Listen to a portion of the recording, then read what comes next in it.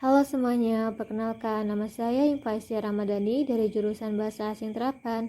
Kali ini saya akan melakukan podcast mengenai beberapa unsur religius serta sedikit sejarah dari Candi Borobudur untuk memenuhi tugas kebudayaan Indonesia.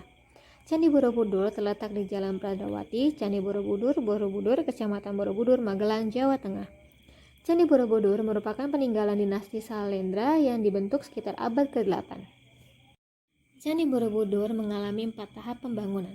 Tahap pertama tahun 750 dan 850 Masehi. Pada tahap ini, Borobudur dibangun tata susun yang bertingkat dan dirancang sebagai piramida berundak. Tahap kedua, pelebaran pondasi Candi Borobudur dengan ditambah 2 tingkat undakan berbentuk persegi dan 1 tingkat lingkaran. Pada tahap ketiga, bagian ketiga, ada perubahan rancangan pembangunan menghilangkan tingkatan atas lingkaran dengan stupa induk besar dan diganti dengan lingkaran tingkat. Pada tahap 4, dilakukan perubahan kecil pembuatan relief pada tangga, lingkungan atas pintu, dan pelebaran ujung kaki. Berdasarkan prasasti Karangtengah, diperkirakan Candi Borobudur dibangun oleh Raja Samaratungga dari Wangsa Sailendra dan baru diselesaikan putrinya, Ratu Pramodawardhani pada abad ke-9. Sebuah legenda Jawa bercerita tentang Gunadarma yang berbaring memandang Candi Borobudur sampai tertidur dan tubuhnya berubah menjadi perbukitan menoreh. Gunadarma kemudian dianggap sebagai arsitek Candi Borobudur meskipun tidak ada prasasti bersejarah tentang hal itu. Nilai keagamaan. Candi Borobudur memiliki nilai keagamaan penting bagi umat Buddha. Pada hari Waisak diadakan kirap oleh umat Buddha dan para bhikkhu dari Candi Mendut menuju Candi Borobudur. Kirap ini diikuti oleh umat Buddha dari berbagai sangha, organisasi keagamaan Buddha di Indonesia. Di Candi Borobudur, kegiatan Waisak diisi dengan meditasi, berdoa yang dipimpin para bhikkhu, dan pelepasan lampion. Perayaan Waisak di Candi Borobudur ditutup dengan ritual pradaksina oleh para biksu dan umat dengan mengelilingi candi 3 kali searah jarum jam. Candi Borobudur dalam agama Buddha alam semesta dibagi menjadi 3 tingkat. Ada Kamadhatu, Rupadhatu, dan Arupadhatu. Kamadhatu, bagian kaki Borobudur melambangkan Kamadhatu, yaitu dunia yang masih dikuasai oleh kama atau nafsu rendah. Bagian ini sebagian besar tertutup oleh tumpukan batu yang diduga dibuat untuk memperkuat konstruksi candi. Pada bagian kaki asli yang tertutup struktur tambahan ini terdapat 160 panel cerita Karma Wibhaga yang kini tersembunyi. Sebagian kecil struktur tambahan di sudut tenggara disisihkan sehingga orang masih dapat melihat beberapa relief pada bagian ini.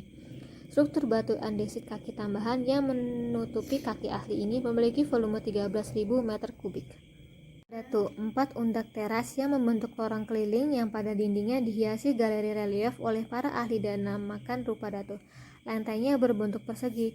Rupadatu terdiri dari 4 lorong dengan 1.300 gambar relief. Panjang relief seluruhnya 2, km dengan 1.212 panel berukir dekoratif. Rupadatu adalah dunia yang sudah dapat membebaskan diri dari nafsu, tetapi masih terkait oleh rupa dan bentuk. Tingkatan ini melambangkan alam antara yakni antara alam bawah dan alam atas. Pada bagian Rupadatu ini, patung-patung Buddha terdapat pada ceruk atau relung dinding di atas pagar langkah atau selasar. Aslinya terdapat 432 arca Buddha di dalam relung-relung terbuka di sepanjang sisi luar di pagar langkan.